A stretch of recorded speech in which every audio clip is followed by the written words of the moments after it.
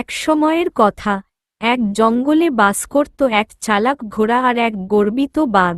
বাঘটি সবসময় ভাবত সে সবচেয়ে শক্তিশালী, আর সবাই তাকে ভয় পায়। সে প্রতিদিন জঙ্গলের পশু পাখিদের ভয় দেখাত। একদিন বাঘটির দেখা হয় ঘোড়ার সঙ্গে। বাঘ বলে, এই ঘোড়া, তুই তো দুর্বল, আমাকে দেখে ভয় পাচ্ছিস না কেন?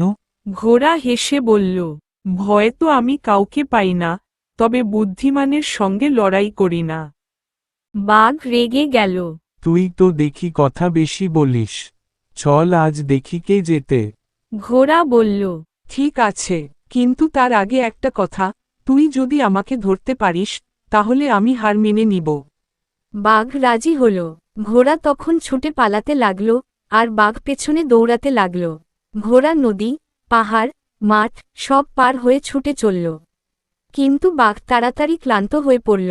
ঘোড়া তখন একটা উঁচু পাহাড়ে উঠে দাঁড়িয়ে বলল, তুমি যদি নিজের শক্তি দেখাও, আমি দেখালাম আমার বুদ্ধি। বাঘ লজ্জা পেয়ে বলল, তুই ঠিকই বলেছিস, কেবল শক্তি থাকলেই চলে না, বুদ্ধিও দরকার। সেদিন থেকে বাঘ আর কখনো কাউকে ছোট করে দেখেনি।